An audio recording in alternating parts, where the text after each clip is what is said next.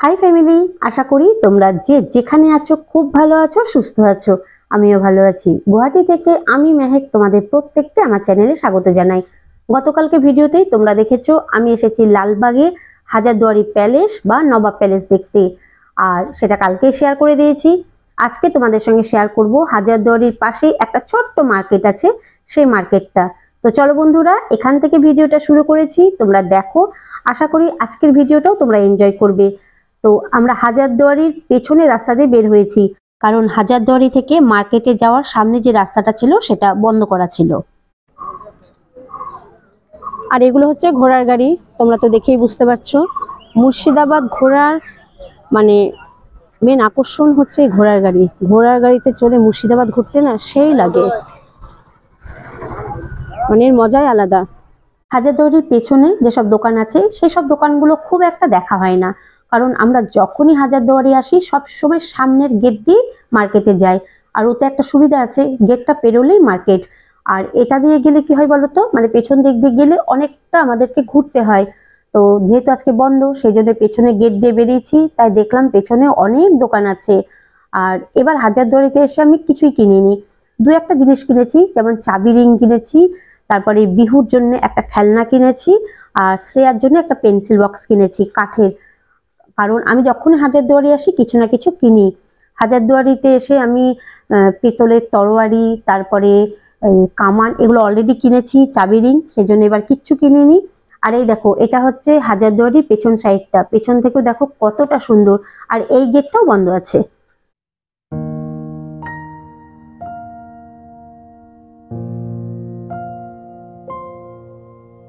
এত বছর পর এই প্রথম আমি হাজারদুয়ারিতে যে মার্কেটটা আছে সেটা এত ভালোভাবে ঘুরেছি।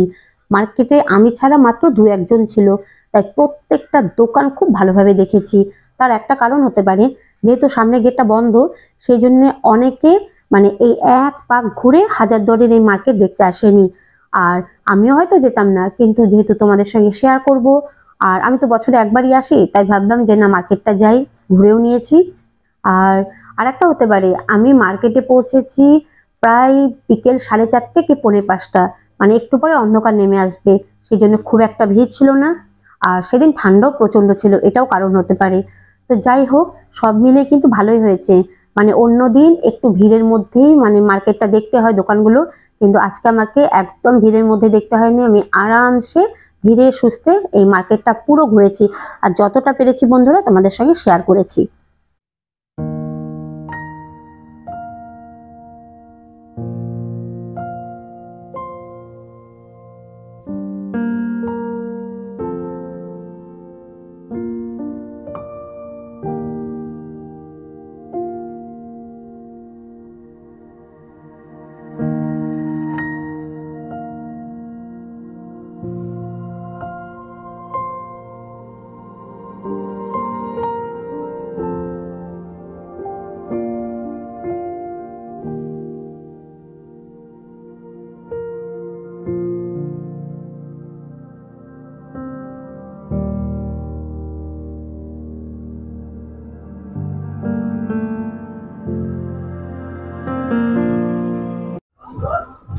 আর এই দেখো বন্ধুরা, নিচে দিয়ে যে নদী বয়ে চলেছে এটা হচ্ছে ভাগীরথী গঙ্গা নদী। গঙ্গা নদীকে মুর্শিদাবাদে বলা হয় ভাগীরথী। আমি এটা নিচে গিয়ে দেখাচ্ছি না, ওপর থেকে তোমাদের সঙ্গে শেয়ার করছি, চলো।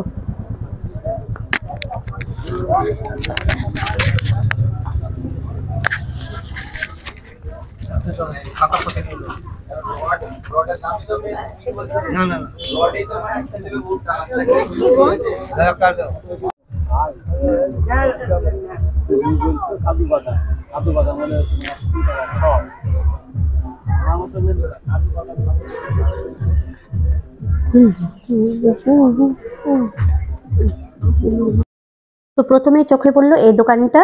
এই দোকানে চাবি রিংয়ে নাম লিখে দেওয়া হয়। তো আমি ভেবেছিলাম যে 10-12টা চাবি রিংয়ে আমি নাম লিখে নেব, কিন্তু শেষ পর্যন্ত হয়নি। মাত্র 2টো চাবি রিংয়ে আমি নাম লিখেছি, একটা আমার আর একটা আমার বৌদির। আসলে কি বলতো, আমি যেহেতু চয়েস করেছি কাঠের চাবি রিং, সেগুলো হাতে নামটা লেখা হয়, এই যে দেখছো এইভাবে। আর যেগুলো এই ফাইবারের বা প্লাস্টিকের, সেগুলো মেশিনের সাহায্যে লেখা হয়, ওটাতে খুব একটা টাইম লাগে না। কিন্তু এই হাতের সাহায্যে চাবি রিংয়ে নাম লিখতে অনেকটা টাইম লাগছে। আর আমরা যদি 10-12টা চাবি রিংয়ে নাম লিখাতে যেতাম তাহলে অনেকটা সময় নষ্ট হতো। আর আগেই বলেছি আমরা মানে সব ঘুরে টুরে যখন এখানে এসেছি তখন মনে করো সন্ধে হয়ে গিয়েছে।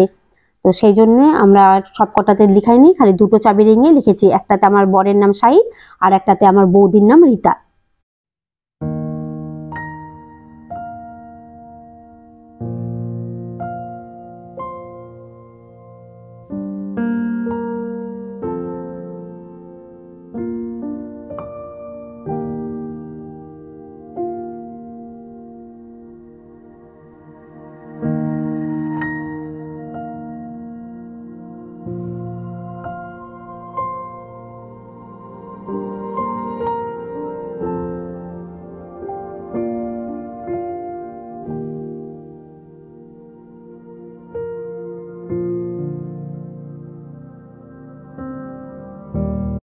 তোমাদের সঙ্গে একটা কথা শেয়ার করি, এই মার্কেটে প্রচুর দোকান আছে। আমি ভেতর মার্কেটের কথা বলছি না, সামনে মনে করো 10-15টা দোকান আছে।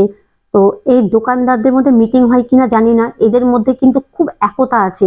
কেন বলি, আমি প্রত্যেকবার আসি আর প্রত্যেকবারই কিছু না কিছু কিনে নিয়ে যাই। এবার যেমন চাবি রিং নিয়ে গেছি। আর কি বলতো, মানে এই দোকানদারদের মধ্যে মানে হয়তো একটা শোপিস আমি প্রথম দোকানে দেখলাম, দাম জিজ্ঞেস করলাম, বললো 40 টাকা। তারপর তুমি সবকটা দোকানে দেখতে দেখতে জিজ্ঞেস করতে করতে যাও, সেই 40 টাকাই বলবে। মানে বিশাল একতা। আবার অনেক সময় হয় যে হয়তো মানে কোনো একটা জিনিস আমি কয়েকটা নেব, মানে একসঙ্গে 4-5টা কিনবো, তবুও মানে দাম কমায় না। মানে আমি এত বছর ধরে যাচ্ছি, দু তিনবার হয়তো কোনো মানে একটা দোকানে যে দাম বলেছে অন্য দোকানে একটু কমিয়ে বলেছে, না তো তুমি সব দোকানে সেই একই দাম বলে। আর এই হাজারদুয়ারির মার্কেটে না সত্যি এত সুন্দর সুন্দর জিনিস পাওয়া যায়, প্রত্যেকবার কিন্তু নতুন নতুন কিছু না কিছু থাকেই। তো এখান থেকে অনেক কিছু কিনে নিয়ে গিয়ে আমি আমার শ্বশুরবাড়ির লোকজনকে গিফটও করেছি। তোমরা যারা ঐতিহাসিক স্থান দেখতে ভালোবাসো, নবাবদের গল্প শুনতে ভালোবাসো, বা নবাব বেগমরা কি জিনিস ব্যবহার করতো তাদের জিনিসপত্র দেখতে পছন্দ করো, তাহলে তোমরা একবার অন্তত লালবাগ এসো। আমি তো শুধুমাত্র আজকে তোমাদের সঙ্গে হাজারদুয়ারি প্যালেসটাই শেয়ার করেছি, কারণ গতবার তোমরা যদি চাও আমার চ্যানেলে দেখতে পারো, আমি গতবার লালবাগের সব কিছু দেখিয়েছি। আর এবার সেই জন্য খালি এই প্যালেসটাই তোমাদের সঙ্গে শেয়ার করলাম। তো বেশি দিন আগের ভিডিও না, আমি গত বছর এসেছিলাম, তোমরা একটু সার্চ করো লালবাগ মুর্শিদাবাদ হিসেবে। আমি একটা আলাদা প্লেলিস্ট বানিয়েছি, ওতে মুর্শিদাবাদের সবকিছু শেয়ার করেছি। আর তোমাদের এই মার্কেটটাও খুব ভালো লাগবে, কারণ এখানে প্রত্যেক বছর খুব সুন্দর সুন্দর জিনিস পাওয়া যায়। তো আমার দৃঢ় বিশ্বাস তোমাদের সত্যি খুব ভালো লাগবে। আর এসব ঐতিহাসিক স্থান দেখতে আমি সত্যি খুব পছন্দ করি। তো এই দেখো অনেক ঘোরাঘুরি হয়ে গিয়েছে, এবার খিদে পেয়েছে, চলে এসেছি এই দোকানে। এখানে এসে আমরা দোকানটার নাম বলি, দোকানটার নাম হচ্ছে চায়ের আড্ডা। কেন বলছি বলো তো, আমি এই দোকানে ঢুকে মানে তখন নামটা দেখিনি, জিজ্ঞেস করেছি এখানে চা পাওয়া যায় কিনা। তো দোকানদার বলল আমার দোকানের নামই চা দিয়ে তো চা পাওয়া যাবে না।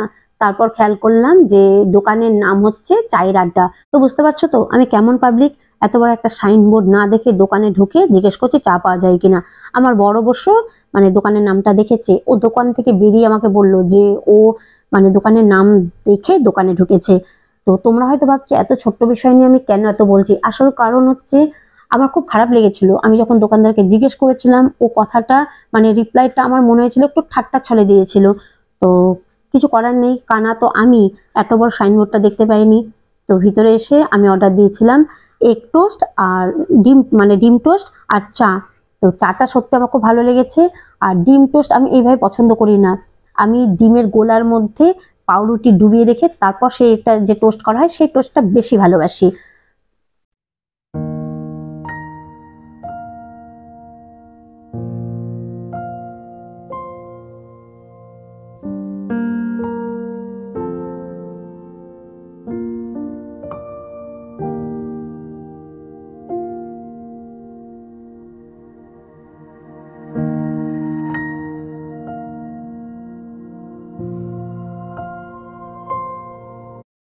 তো বেরিয়ে পড়েছি, এখন সোজা যাব স্টেশন, তারপর ট্রেনে করে একদম সোজা বেলডাঙা।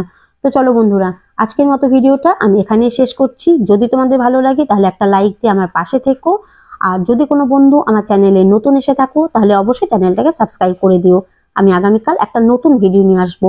ততক্ষণ পর্যন্ত তোমরা প্রত্যেকে ভালো থেকো, সুস্থ থেকো। আর এই দেখো, স্টেশনে এসে দেখলাম একটা দাদু ঝালমুড়ি মাখাচ্ছে।